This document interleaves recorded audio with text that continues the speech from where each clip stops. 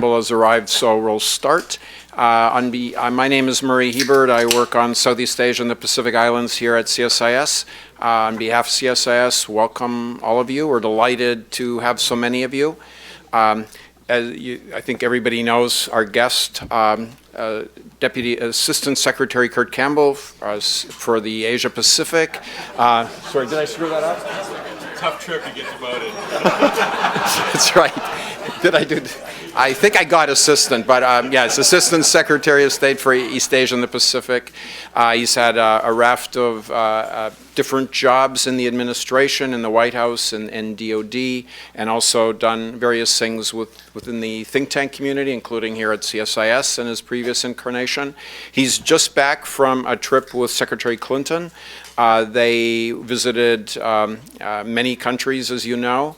The start of today's conversation is going to be on the Pacific Islands.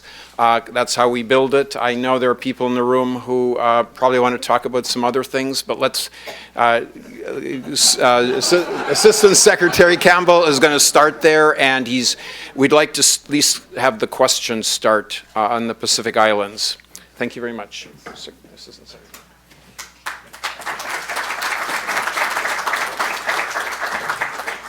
It's just terrific that Vanuatu is finally getting the attention it deserves. I'm very pleased to be here at CSIS, to be back at CSIS, and I want to thank, in particular, Murray, Ernie, Mike Green, John Hamry, all the people, Bonnie at CSIS, that have really made this institution such a landmark in Asian studies, and we always appreciate the opportunity to come and exchange views. I know many of you want to talk about some other matters, but I hope you will indulge me for a few moments to talk about something that frankly is quite near and dear to my heart and to many in the audience as well. I think when we talk about a refocusing or greater attention on the Asia-Pacific region, most of the time the big A gets all the attention and the small p gets remarkably little attention. And in truth, as we think about refocusing and more intensity of effort, it is important for the United States to recognize and to respect a very deep strategic, moral, historical set of obligations and engagements in the Pacific. We were blessed over the course of the last few months to have a number of engagements in the Pacific, and it was a reminder that about 70 years ago, during this period of time, some of the most decisive battles of the Second World War were fought, and to remember those sacrifices, and on those sacrifices we have built the post-Cold War era in Asia, which has sustained remarkable progress and prosperity going forward. So I just want to say a few words about that if I can, and then I'd be happy to take questions as we go forward. When we came to power, when the President and the Secretary and others came to power, and we tried to listen to colleagues in the Asian Pacific region, particularly in the Pacific, we heard a general view that over a sustained period of time, not 5 or 10 years, but 20 or 25 years, that the United States had not paid enough attention to the Pacific. We had not been systematically engaged enough, and there was a strong desire to see the United States do more, both in terms of high-level resources, coordination, engagement, and the overall role of the Pacific in global architecture and the challenges that modern civilization, climate change, and the like have brought to the Pacific Islands. What we tried to do was set out with a series of very high-level engagements. Every fall, Secretary Clinton met with the Pacific Island leaders in New York at the UN General Assembly. We had a number of substantial meetings at the Pacific Island Forum. Last year, Deputy Secretary Tom Nides brought almost 55 people from the U.S. government, from about 16 different agencies, out to New Zealand for a very important set of interactions in which we brought new resources, new capability, new focus to some of the problems that we were dealing with. But to give you a sense of contrast, 4 years before that, we had sent 3 people from one agency with the highest rank of office director. And so to go from that to deputy secretary and a very substantial new set of engagements, I think reflects at least a desire to step up our game overall. And then last year at APEC and at the East Asia Summit, when we had our initial sessions in Hawaii, the President and the Secretary both entertained the Pacific Island leaders, the first meeting of its kind since George H.W. Bush also hosted with my friend Peter Watson many years before. So in these interactions, we've tried to underscore several things. First of all, that there are a number of initiatives that we have to work with partners on to ensure that our engagement is sustainable and effective. If you look at the Pacific, it suffers from many of the challenges that many of the developing world faces, but because of the tyranny of distances, because of the enormous challenges of delivery of energy and such, it's hard to get economies of scale. Overall, because of the generosity and support of a number of countries, New Zealand, Australia, the European Union, Japan, China, Taiwan, and the United States, the Pacific actually has a very substantial amount of resources that are directed towards aid and development, health and resources, women's issues, and the like. The problem has been generally a lack of coordination and integration. And what we have seen over the course of the last several years that was begun by former Prime Minister of Australia. Kevin Rudd, sorry. Yeah, it's 0 for 2 so far today here. Kevin Rudd, who brought in to play a substantial effort about integration of resources. We have done a better job of late to try to integrate certain work on education. We've just launched a major initiative at the East-West Center on Pacific Island education to try to identify the next generation of leaders that can play a role there. But we've also made clear to all the partners in the region that we are prepared to work collaboratively on issues of mutual interest. Secretary Clinton this year, about last week actually, was the first Secretary of State in 50 years to go to the Pacific Island Forum to represent the United States. And this is the gathering, this is the multilateral gathering of all the key nations, and she came with a number of initiatives. Now, last year, in an environment in which essentially we're cutting back on resources and aid and assistance, the United States reopened a U.S. AID office in Papua New Guinea, and we have brought new resources there to focus on climate change, to focus on issues associated again with development, issues with child mortality and the like. Many of these problems are endemic throughout the Pacific. But the effort does not end there. She also went with Admiral Locklear from U.S. Pacific Command. We pay tribute not only to the sacrifices that were made in the past, but also to the work that's ongoing today. We have a lot of innovative programs, one called the Shipwriter Program.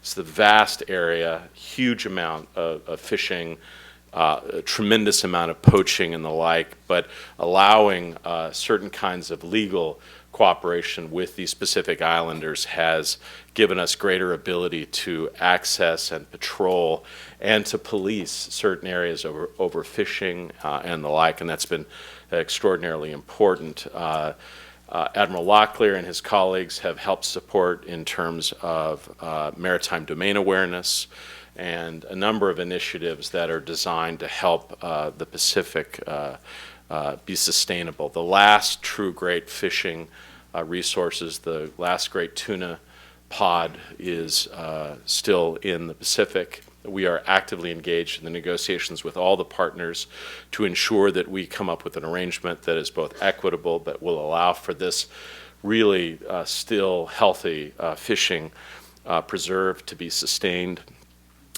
We have worked particularly and frankly very hard with Australia and New Zealand to ensure that our approach to a number of challenges is well coordinated. The Secretary had a trilateral meeting with Australia and New Zealand. Now, that may not seem like a very big deal, but it's been decades since we've been able to engage New Zealand in the way, frankly, I believe that they deserve and that needs to happen in terms of the kinds of sacrifices that New Zealand has made with us on the battlefields of Iraq and Afghanistan, and also the close work that we are doing together. And I want to thank particularly the ambassadors here who's been a leader in that effort. This trilateral between Australia, New Zealand, and the United States allows us to deal with some of the big challenges of development, also the challenge of the lack of democracy in Fiji. Much of the infrastructure of the Pacific is built around Fiji, and given its status, still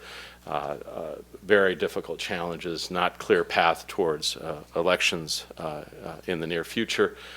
We remain in very close contact and dialogue with our partners, Australia, New Zealand, and the rest of the islands nations who have an enormous interest in how this issue is dealt with. In addition, the Secretary had on the Cook Islands a very major initiative following on a previous stop that she had taken two years ago in Papua New Guinea on the status of women in the Pacific, an enormously important issue, and an issue that animates all of her work, not just in Asia and the Pacific, but throughout the world. And so I think what you will see over the course of the next few years, I believe, is a momentum to our engagement. I think we all recognize that there are limitations to the amount and the extent of our assistance, but we have an important role to play historically.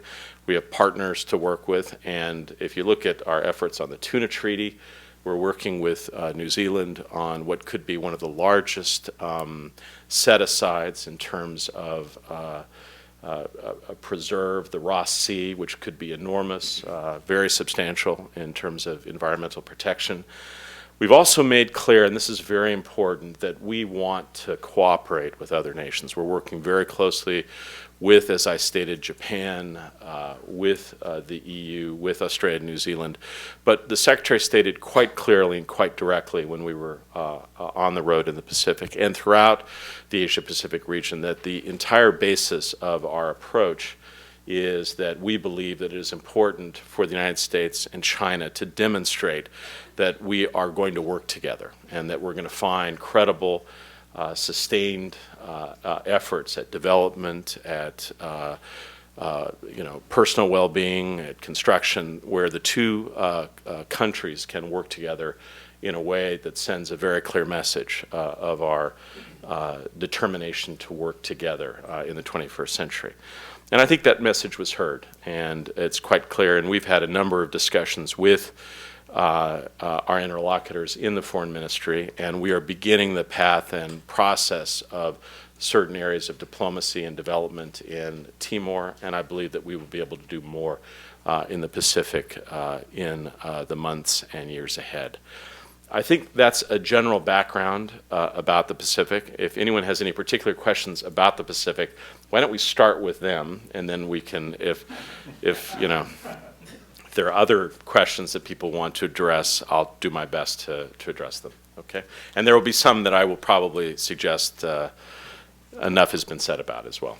And I suggest that you please wait for a microphone and then introduce yourself and your affiliation, please. So please begin with a Pacific Island question.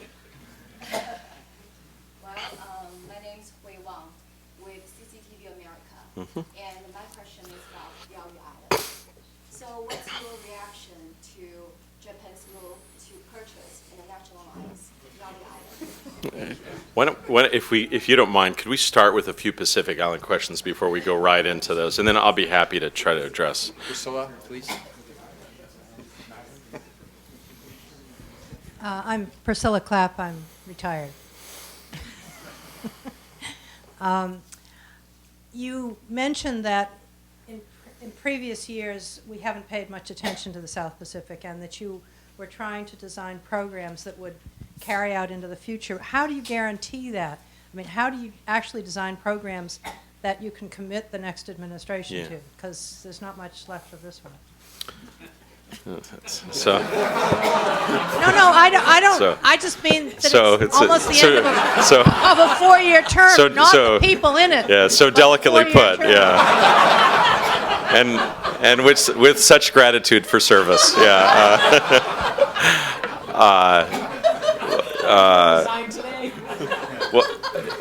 Well, Prasad, I think you know well that you can't. and what you have to do is make a sustained case for engagement.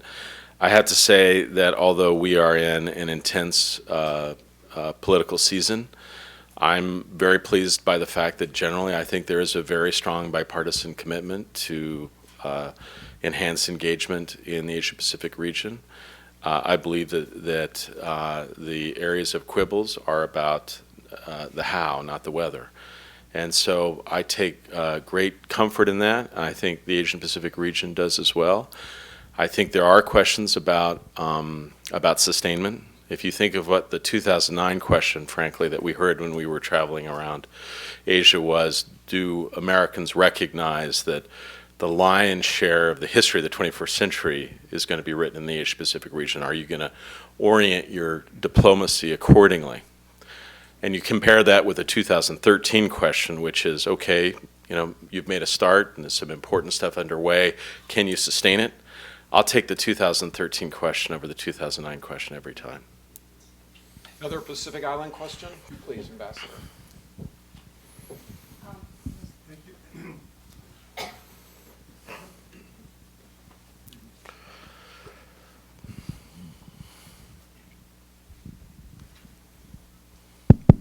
I wanted to take issue with one of the points that Secretary Campbell made. Although overall I'm very happy with the greater attention that is being given to the Pacific Islands. I think it is something that has been long overdue, and we look forward to some very positive things coming out of it.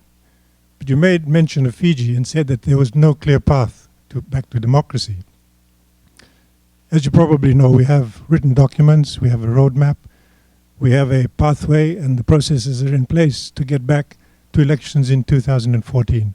We have right now a Constitution Review Commission that is taking submissions from the people to craft a new constitution. We've had electoral rolls produced, and we believe we've had a roadmap for the last 3 years, and we're on that roadmap to elections in 2014. So I think it's something that should be recognized, which hasn't been recognized by some of the metropolitan powers, particularly Australia and New Zealand, our neighbors, who still remain our very good friends, as you do.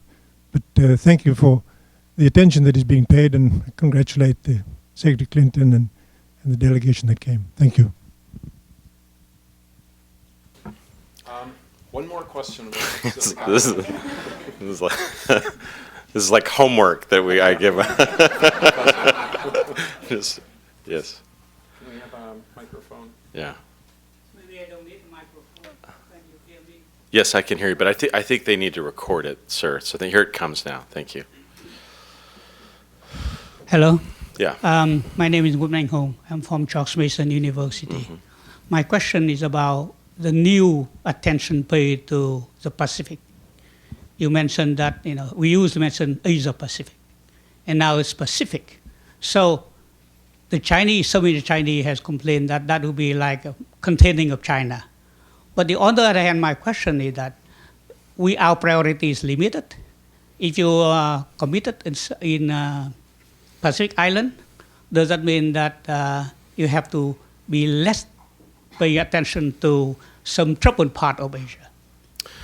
Well, thank you very much. And I probably misspoke I didn't mean to suggest that we should somehow disaggregate the Pacific from Asia, although many Pacific leaders and friends believe that there is a unique quality to the Pacific and they want to be engaged in that right. I think the key here is that what we are hoping to do in the Pacific does not detract from our overall engagement in Asia. We'd like to see it as an additive.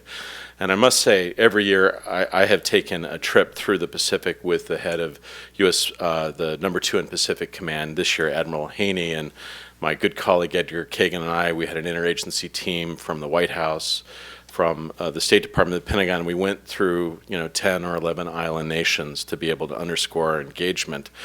And what is often concerning is we would meet with senior officials from some of these islands, and they would say things like, "I remember the last time an American came here. It was in, I think, the 1950s." Those kinds of things, and that's not sustainable. We have to do a better job of that kind of engagement. So I don't think I don't want to say that somehow the two should be separate, and I also believe that this is part of an engagement strategy that,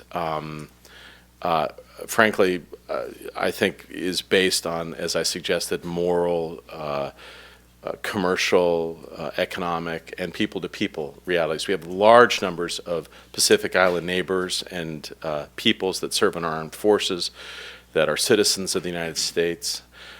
There are many reasons for us to be engaged.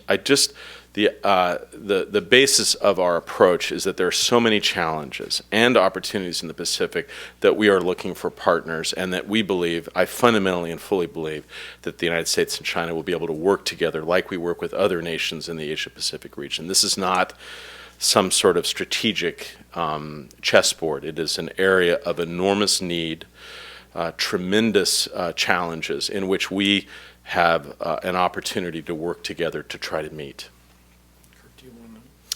But why don't we just take questions then? Okay. She asked the question All right, first. So yeah. it's not getting- Do you want to repeat your question? Yeah. I'm so glad your homework is finished. I'm Hui Wang with CCTV America. So my question is, what's your reaction to Japan's move to purchase and nationalize Diaoyu Islands? And if there were any escalation between Japan and China, how would the U.S. react to that? Thank you. Let me just say, as Secretary Clinton underscored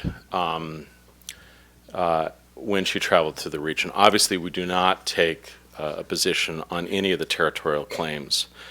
We think in the current environment, we want cooler heads to prevail, frankly, that we have enormous stakes in the maintenance of peace and stability, that if you look at slowdown in Europe, still emerging economic situation in the United States, this is the cockpit of the global economy, and the stakes could not be bigger. And I think the desire is to have all leaders to keep that squarely in mind. And we believe that peaceful dialogue and the maintenance of peace and stability is of utmost importance always, but particularly now in this set of circumstances. And I think in her public comments and in her private interactions, Secretary Clinton sought to underscore this with every country we dealt with. And we asked all countries to refrain from provocative actions, to seek dialogue, and to maintain peace and stability. Now, on these particular questions, I'm just going to suggest to you, and I apologize, I'm not going to have anything else to say. So if you want to ask me a question on this further, I'm going to refer back to that statement. So I'm not going to be rude, but that's going to be what I say, okay? Okay. Yeah. No, I'm not, please. John Yeah, hi, John Zhang with CPI nice to see TV you. of Taiwan. Mr. Secretary, State Department spokesperson Tory Nuland yesterday called on Japan and China to resolve the issue through a dialogue. I just want to know on what basis does the State Department want the two countries to conduct their dialogue on the aftermath of the unilateral Japanese move to purchase or nationalize the Diaoyu Islands, or on the status prior to the Japanese move? Thank you very much. In other words, is the United States calling on Japan to reconsider or reverse its decision, which is the root cause of the current escalating tension? Thank you. I think I will, again, as I indicated, and thank you, John, for your question, stand on what I had just stated. Thank you. Yeah.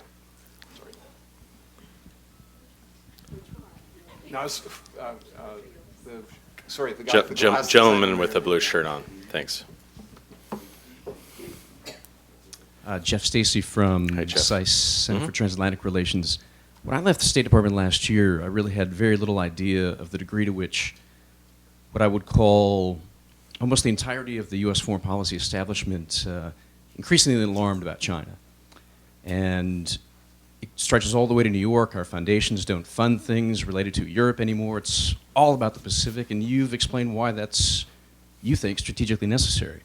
But the moves to Darwin, to Singapore, to the Philippines, all pivotal moves, if you will, even though you're not using that language anymore, is there not a downside to this? Doesn't China basically have no intentions of competing militarily with the U.S. to the degree that our allies, they're asking for us to stand with them? So isn't there a kind of backlash happening that we saw in your visit, the way that the Secretary was treated, that the subtext was really a reaction to these moves and that China may now compete, be more readily competitive than they otherwise would be if we continue to take steps like this?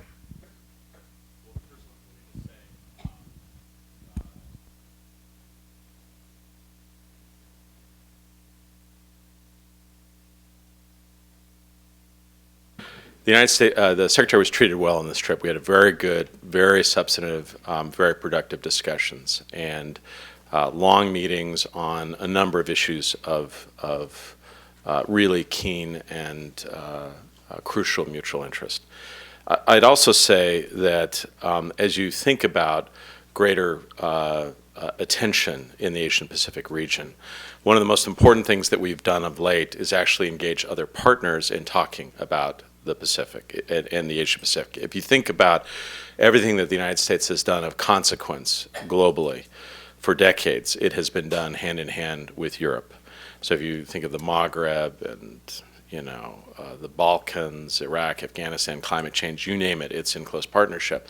One of the only areas where we've had very little of that kind of engagement has been in the Asia-Pacific region. So we have sought through a series of engagements with the EU and also a number of other countries in Europe to have a deeper dialogue about Asia, and that would stretch to issues like trade and economics and people-to-people exchanges. So I would just begin by suggesting that as Asia rises, this is not how somehow the United States absenting our responsibilities, our partnerships. In fact, we're working very closely, or attempting to, with a very enthusiastic group of Europeans who also want to focus more on the Asian Pacific region. That would be the first point I would make. The second is, I think what is sometimes lost in the idea of greater focus on the Asia Pacific region is that at the center of much of this effort is a substantially increased diplomacy with China. Very substantial and deeper economic, political, and people-to-people ties over the course of the last 3 or 4 years, and a determination on both sides to make clear that we are committed to ensuring a different kind of relationship between two great nations. And we are still stand by that determination very clearly going forward. The third point is that if you look particularly over the course of the last year, I think you will see a different picture. Obviously, some of the very modest military moves have received attention, but it is also the case that we have done a lot more on the business and people-to-people side. I see my colleagues here from the U.S.-ASEAN Business Council and from the other organizations that this summer helped sponsor one of the largest gatherings of American CEOs, business leaders, Asian leaders, to talk about enhancing business engagement in the Asian Pacific region. We're focused more on the Trans-Pacific Partnership. We've got the Korea Free Trade Agreement through. We're looking at much more educational exchanges. So we've heard actually very clearly that many in the region want to see a United States that is engaged across the board on issues that sustain the prosperity as well as peace in the Asian Pacific region. And that's what we're determined to do. So I think what this calls for is a very careful diplomacy, a low-key diplomacy on the part of the United States and others to make clear our determination to work carefully, productively with all the key nations in the Asian Pacific region, particularly China. On the side. Let's go in the back. Sir.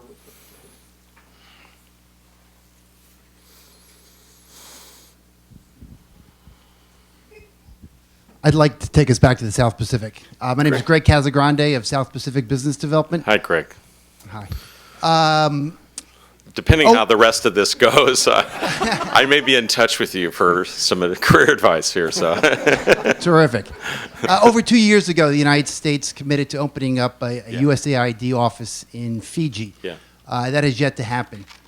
With the office in PNG, PNG is a very large nation, is unlike any of the other 12 other Pacific Island Forum nations.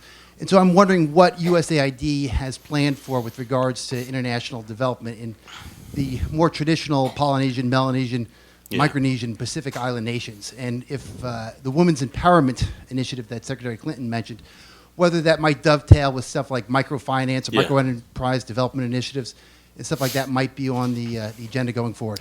Thank you very much. And much of this has to do with resources, and I would really urge you to, Nisha Biswal at USAID is really the person who has been the architect of much what we want to do. But within our limited resources, we are quite ambitious with what we want to do. We want to match with international financial institutions. We want to look at a number of issues. One of the most important, frankly, is renewable energy resources. This is the highest potential arena for both wind energy and sun energy, the lowest use globally, right? And we're trying to work with partners to be able to apply some of those technologies much more effectively. Microfinance is of critical importance in a number of these countries that have virtually no business environment, but it's enormously difficult with transportation costs and just the unpredictability generally of commerce overall. Health and wealth, very high rates of sedentary diseases. Those issues, working with New Zealand and Australia, will continue to be at the forefront. I have to say, some of the challenges are so profound and so deep. We honestly look for areas that we can make marginal improvements in everyday life. For instance, when we were just at the PIF, we came up, one of the biggest problems in many of the Pacific Island nations is the disposal of trash. And we have worked with New Zealand and Australia to come up with an innovative technology to apply it to see if this can deal with some of the really endemic problems that we face on some of the Pacific Island nations.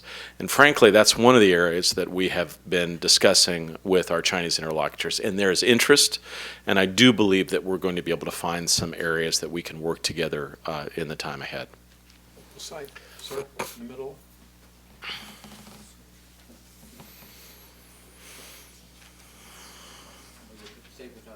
I think it's coming.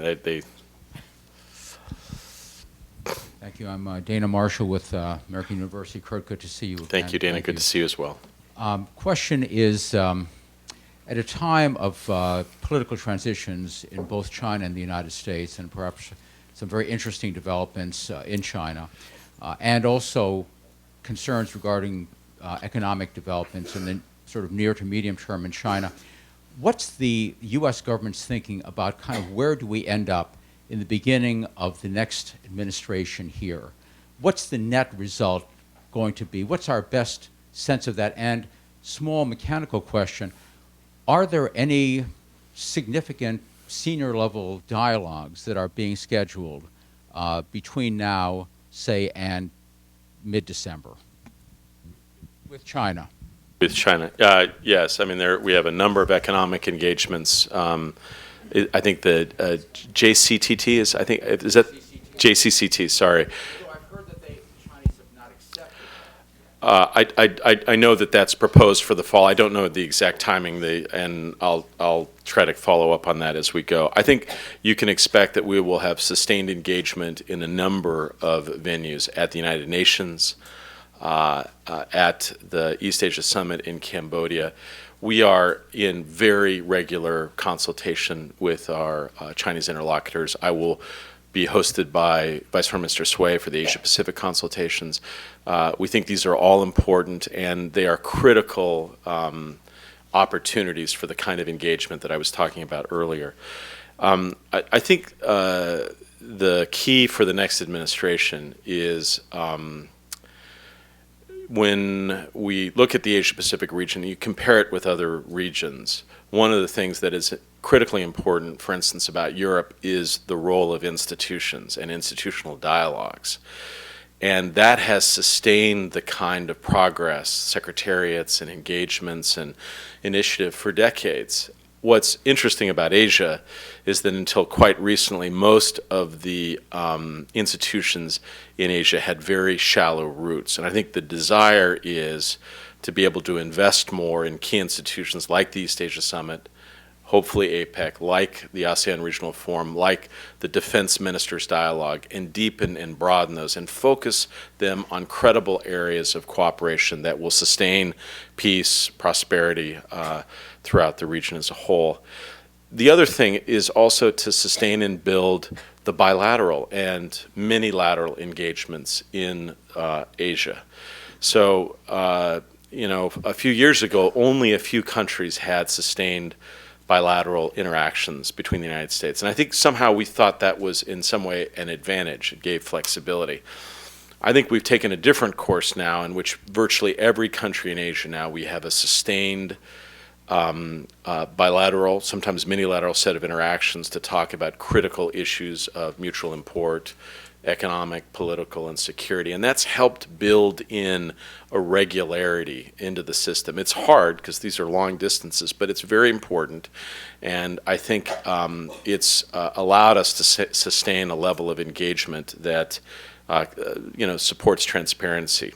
At the heart of this, though, is really very elaborate and extensive interactions between the United States and China to build upon our existing dialogues and discussions with our allies like Japan and South Korea. And we're committed to those, and we want to build those. And the hope is, Dana, that the next administration and thereafter will accept these as sort of a down payment on future engagement. They may adjust some of these in certain ways, but I'm firmly of the belief that it is this kind of institutionalization that will lead to greater transparency, that will allow difficulties to be addressed more effectively, and I stand by that overall effort. Nadia?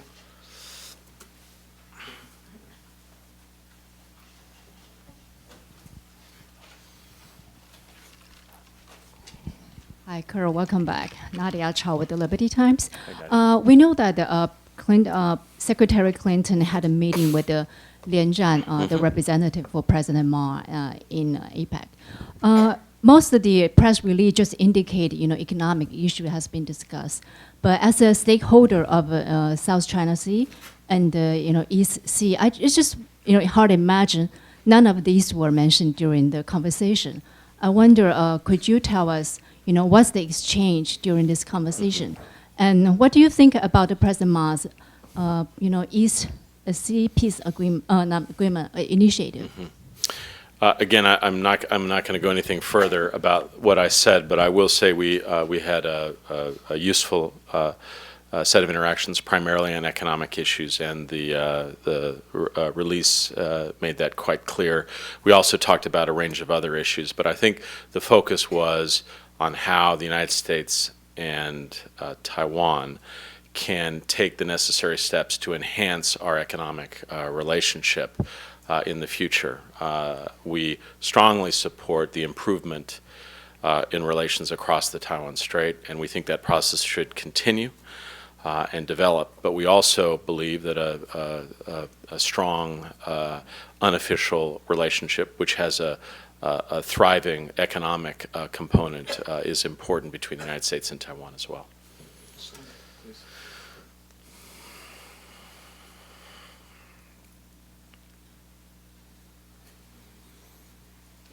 Thank you.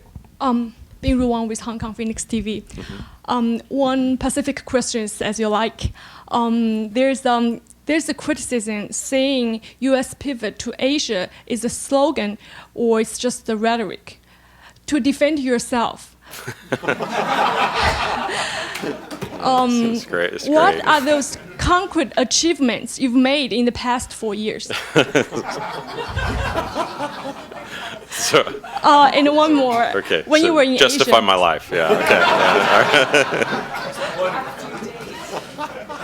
Yeah. when you were in Asia, you talked with your Japanese counterpart. Do you see any willingness from the Japanese side that they want to solve the disputes through dialogue? Thank you.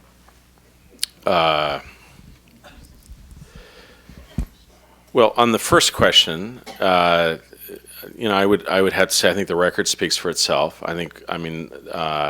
We have a pretty good group here, pretty strong turnout, much more focused generally. I'll give you one example. The Chicago Council on Foreign Relations just conducted one of its annual polls, and it suggested that the number of Americans that viewed Asia as the next and most critical component of American foreign policy has risen dramatically in the last 2 or 3 years. Not over a 10-year period, but just 2 or 3 years. I think there is a real recognition in the United States of the opportunities. And the focus really is on economic and people-to-people dimensions. I urge you all to, this is Marshall Bhutan's good work, and that is backed up by a number of other efforts that are undertaken at the Committee on 100 and others that underscore a recognition in the United States that this really is critical to sustain our prosperity and our engagement in the Asian Pacific region. And, you know, I think I would say simply that I have worked on Asia for many, many years now, and I have found Asia to be very hospitable and very supportive of American engagement over the last several years. And in fact, when we joined the East Asia Summit, the country that was first to welcome us and to support that effort was China. I think there is sometimes too much focus on, we have a very important, complex relationship. There are areas of rivalry, but there are also deep arenas of cooperation and engagement. I think more of the latter should be focused on sometimes.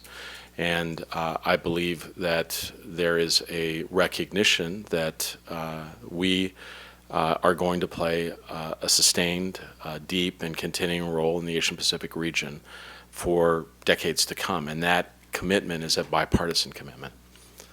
I'll take a few more fun questions here. So, Kelly Curry from Project Hi, 2049. Kelly. Next week, Aung San Suu Kyi will be visiting Washington. And the relationship there has certainly been evolving between the United States and Burma over the past year, quite dramatically in some ways.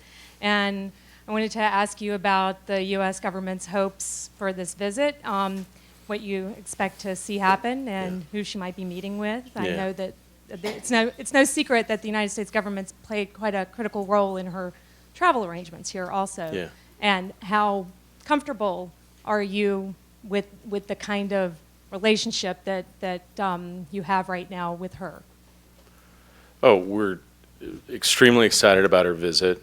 We're deeply involved in her visit, but also the following week, the president of the country is also visiting as well, Thein Sein. We're very supportive of his engagements. We support the efforts that he has taken towards reform, and obviously the role that Aung San Suu Kyi has played, will continue to play, is playing, will continue to play, will be celebrated in Washington, in New York, in many other cities around the United States. She has an incredible schedule, upwards of nearly 100 engagements over a couple of weeks. We're doing our best to help sustain and support that, and we're thrilled by it. And I have to say, I just met with some legislators from Naypyidaw. They recognize all the challenges that, and it was from various parties, including the NLD and others. There are enormous challenges ahead, but I think the approach that the United States has taken is appropriate. I think it has sent a message of broad support, and we want to take the necessary calibrated steps to sustain the reform process as it goes forward. We have a number of people in country currently discussing some critical issues associated with violence inside the country. We want to play a productive role in dealing with those issues, not just ceasefires, but efforts towards reconciliation. There are a number of other steps that we need to see in terms of economic reform and other challenges. But I think it's, if you compared to where we were a year ago, year and 2 months ago, it's inconceivable how much progress that we've made since then, and now the key is to sustain it. Hopes have been raised, and we can't let there be a big gap between hope and the challenges that obviously exist on the ground. And we want to sustain that, working with our partners, Europeans, others in Asia, to sustain what is taking root inside the country most clearly. Two more questions, okay?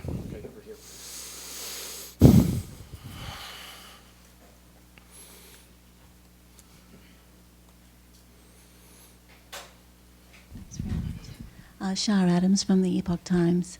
I'm just curious, Secretary Clinton also visited Indonesia on the trip, and I'm just wondering, you talked about regional institutions. Yeah.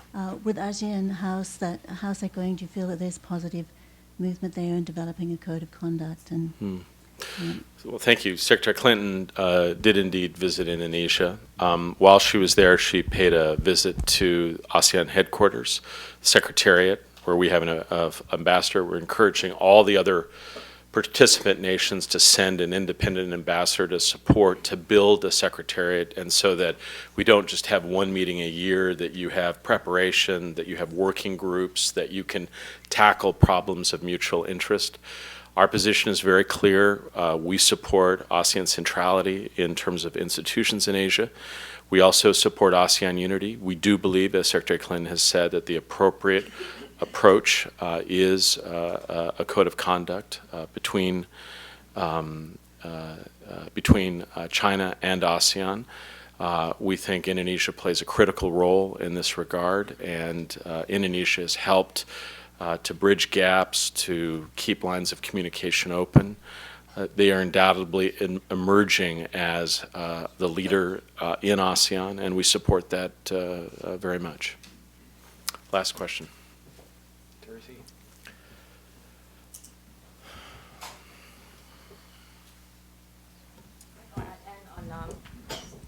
I thought I'd end on two fun questions. Tracy from the Singapore Straits Times.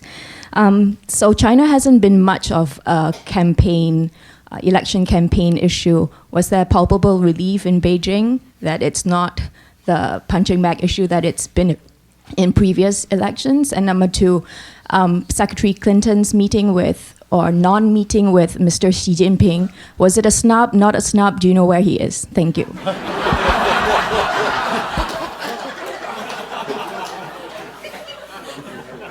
I think I'll take the first part of that question. So, I